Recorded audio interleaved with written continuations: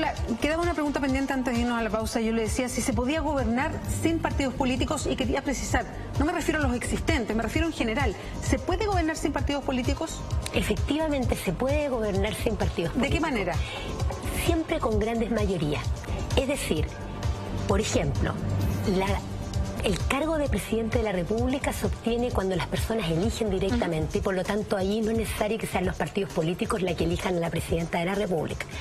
Luego se puede gobernar en el Congreso, por supuesto. El Congreso Nacional puede estar integrado por candidatos a diputados y senadores independientes de partidos políticos. No hay ningún inconveniente.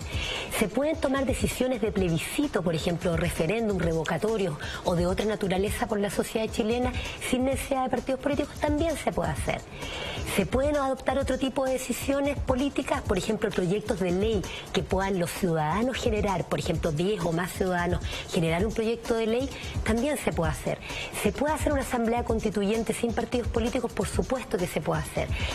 En el fondo, los seres humanos tienen una dimensión política independientemente si militan en un partido político o no.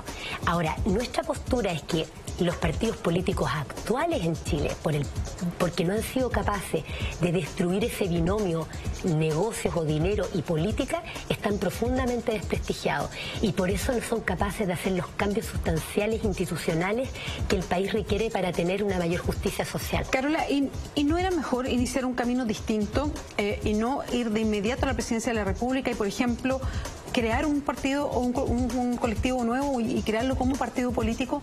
Y con esa lógica se lo menciono porque cuando uno mira hacia atrás la historia de Chile respecto a la existencia de partidos políticos, sí, hay mucho ripio. La democracia, cuando es representativa como en Chile, es muy compleja y realmente tiene muchos forados. A mí me parece interesante la mirada de una democracia más participativa, en eso yo coincido con usted.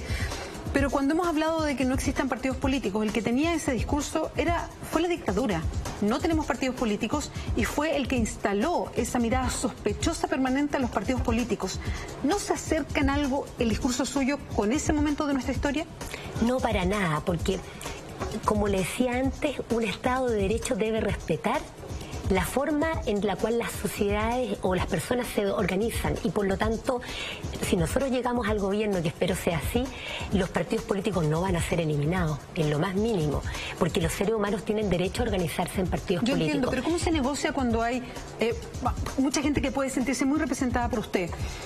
Pero el que uno se sienta representado por otra persona no necesariamente es que coincide en todo lo que decide la otra persona. Entonces, ¿cómo se negocia si es que efectivamente no hay colectividades que tengan su posición, que sea de una cierta, que una la lea de una cierta manera y uno espere un cierto comportamiento y no una negociación de uno por uno? A eso me refiero, llevándolo como viene en la práctica y siendo bien simplista en el análisis. Claro, mira.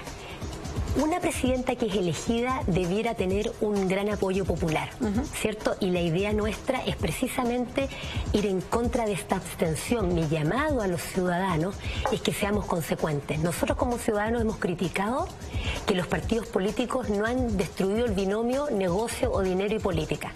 Por lo tanto, los ciudadanos tenemos que participar. Necesariamente es un imperativo ético, porque el ciudadano no es solo el que vota, no es solo el que elige, sino que también el ciudadano puede ser elegido. Y lo que yo estoy haciendo con esta candidatura es ejerciendo el derecho que tengo como ciudadano. Hay una norma constitucional, el artículo 13 de la Constitución, que me habilita para ser candidata.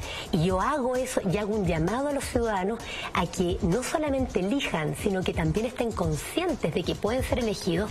Y por eso nosotros hemos hecho un llamado en el Somos, el 95% de Chile, a que hayan candidatos independientes también como diputados y senadores en el Congreso Nacional y en todas las demás elecciones de autoridades.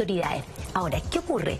Por supuesto que nuestro grupo tiene un pensamiento político detrás, porque evidentemente hay que aunar fuerzas y tener visiones políticas, y en eso estoy de acuerdo.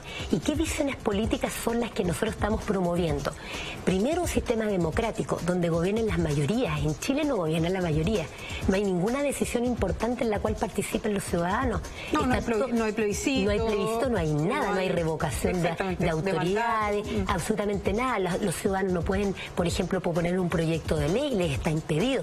Los ciudadanos ni siquiera hemos hecho nuestra propia Carta Fundamental. Aquí en Chile ni siquiera ha habido un proceso constituyente genuino en el cual la sociedad pueda expresarse respecto de lo que estima debiera ser la organización política de la propia sociedad. Entonces, por ese es el llamado, el primer tema, la democracia. Segundo tema, el respeto a los derechos humanos, que es un tema, ya diríamos, casi moral, no es solamente jurídico, sino que estamos en un país donde hay una violación sistemática, un verdadero, como dice el jurista Zaffaroni, un genocidio en goteo. Nosotros tenemos personas en Chile que mueren diariamente porque no tienen cama en los hospitales de salud, en materia de salud, que no tienen suficiente educación, accidentes del trabajo por la desprotección y la falta de fiscalización laboral de las empresas, falta de sueldo para una alimentación suficiente, problemas de salud, etcétera, etcétera. Delincuencia, que es fruto de todo lo anterior, la falta de oportunidades de trabajo, y por lo tanto se requiere un Estado o una organización política que se haga cargo de eso. Ese es el segundo elemento fundamental.